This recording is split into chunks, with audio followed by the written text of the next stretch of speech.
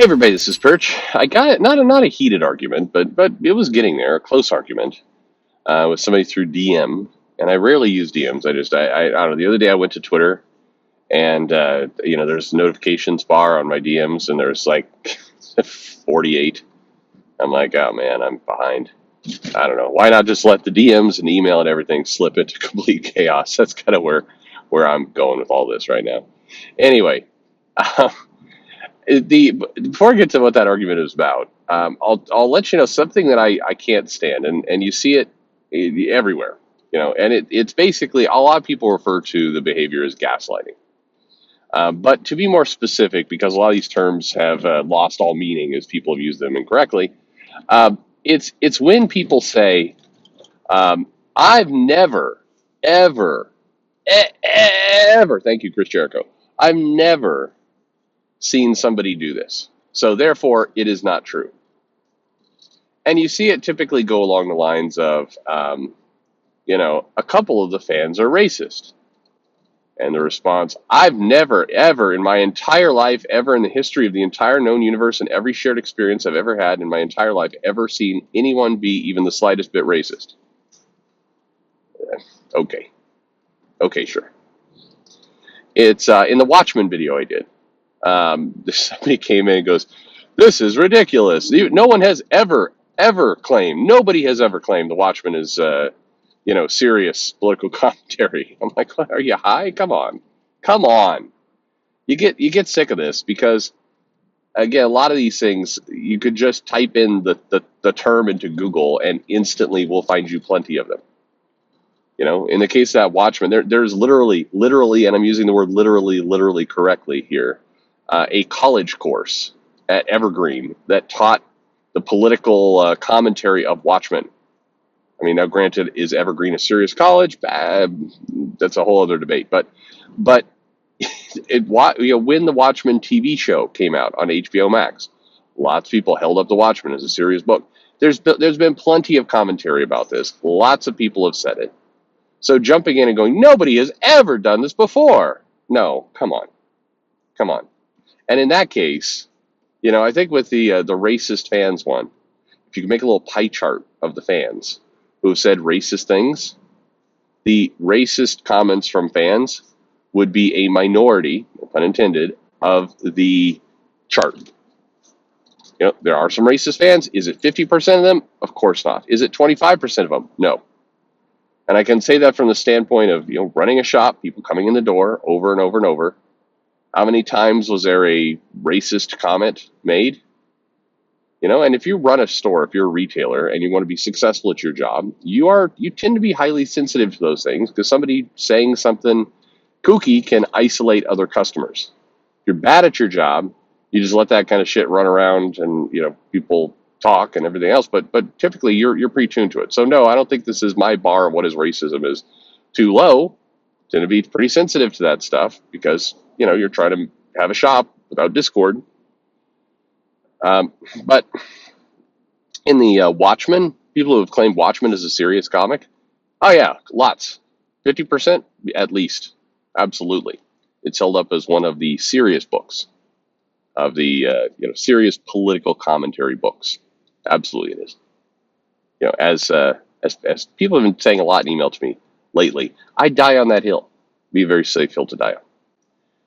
So I don't like this. This nobody has ever done it because it's just it wastes time in the argument. What people want to say is I don't agree, or I have a different perspective, or I think the thing you're saying is a few outliers and not the crux of the issue, or whatever. But failing to be mature enough to say it that way, people instead go with the I've never seen anything in my life. I don't know what you're just making shit up. Yeah. It's nonsense. So to this argument I was having about comics, the argument started in this way. It was, I said, hey, we were talking about conventions, and we were talking about, how conventions are rolling back some of their policies around masks and all that kind of stuff. And the creator was like, not too super happy with that. And they were trying to make a point that, in a convention, forget COVID, but just in a convention, lots and lots of people coming around, air circulation not great. hot and sweaty all day long. And, I'd have the creators basically saying for a long time, I felt like this, I'm going to get sick. And most of the time I do. I get home from the con and I have a cold or the flu or something. And it's not life threatening, but, nobody wants to be sick. And then I take a couple days out of my schedule if I'm an artist, I can't draw well because I'm laying in bed sweating and all this kind of stuff. And, kind of saying the masks helped. And so we got into this whole debate, and I won't do it here, but not sure the masks help in a lot of cases like people think. I mean, this is the entire, did you get the right classification of mask? Because not all masks are equal. The little cloth bandana, the gator, is something that, what was that one that, who's that idiot actress who crocheted a COVID mask with a bunch of holes in it? I mean, there's lots of different types. And then there's the E, whatever it is, the E or the KN95, specialized, what they use in the hospital, basically. So what kind of mask are you wearing? So anyway, we went down that track. And we talked about conventions throwing people out.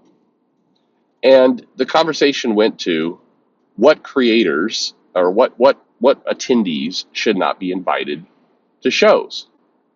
And we talked about how there's some convention, I didn't hear about this, so I don't know if it's true or not, some convention that, kicked out or wouldn't let Gina Carano there because of her anti-mask tweets. And they're upset with that, and so they wouldn't invite her to the show. And was that a valid reason for a con to kick people out? And I was basically saying, from a common sense standpoint, no. And people always hate this answer, but I am consistent politically with this take. The con is a privately held function. The people who run the con can do whatever they want. Doesn't mean what they will do is smart. I think if Gina Carano is a draw and people would come and buy tickets and stand in lines and get signed, and at a recent convention in Dallas, a big one, Gina was a guest, and there was a massive ass line, one of the bigger lines to get her to autograph stuff, take a picture with her. So, if I'm looking at that as a businessman, I'm having her at the show. Up until that line dries up, why not? The goal of the show is to, get people to buy a ticket, come in. So you want as wide a reach as possible.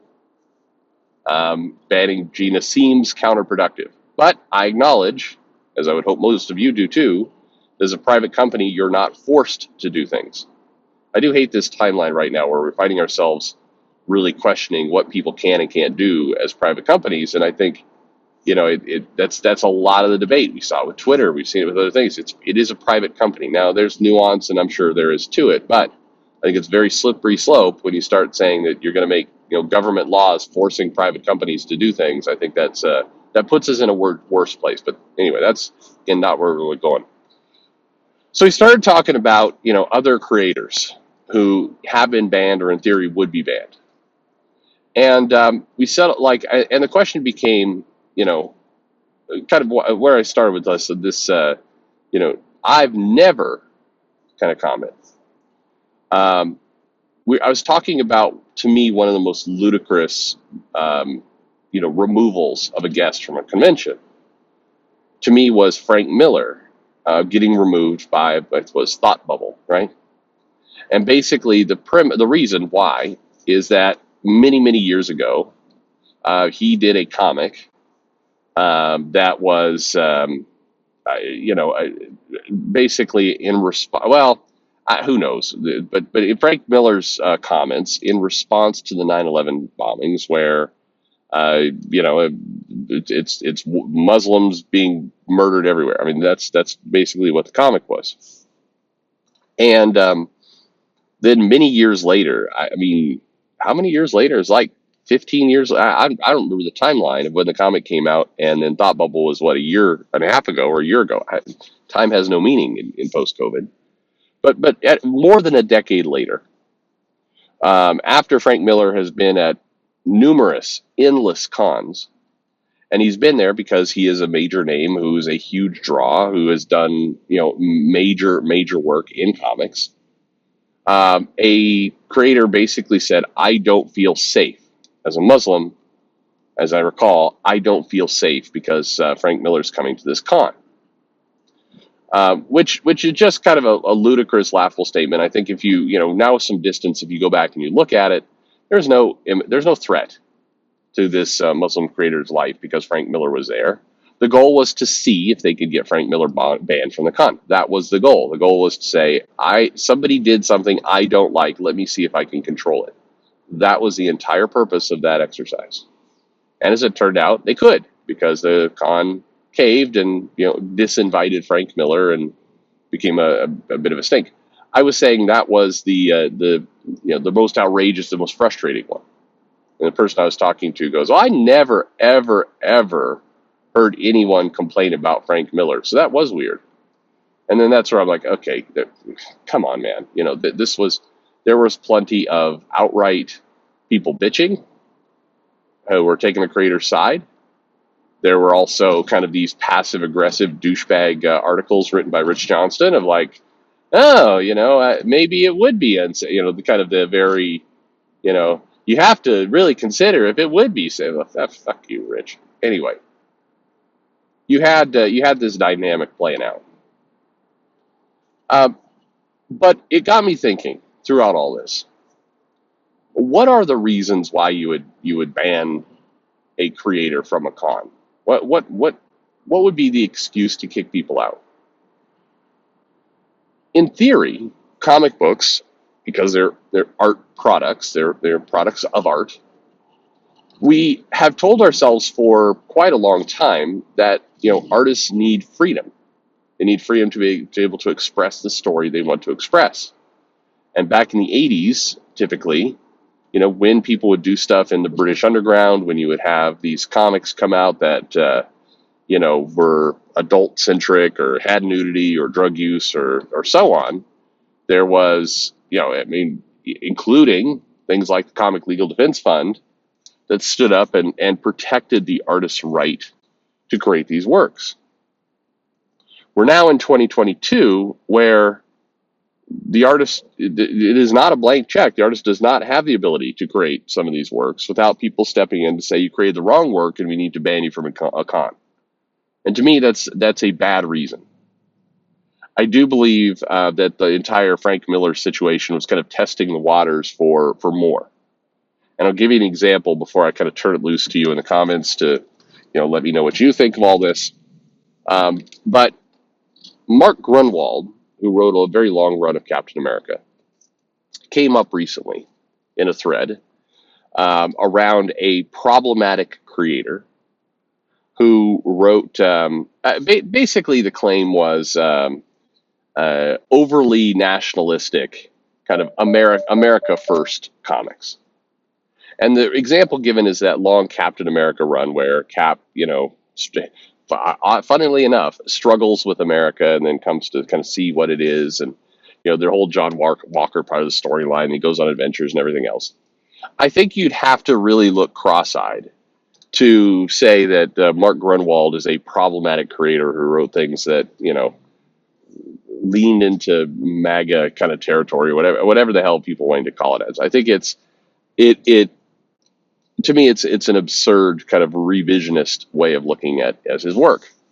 I don't know Mark Grunwald's politics for sure, but having talked to a number of his friends, I believe he was, let's say, left-leaning. Of course, what a Democrat was back in the 80s versus 2020 is very, very different, just like a Republican then and now.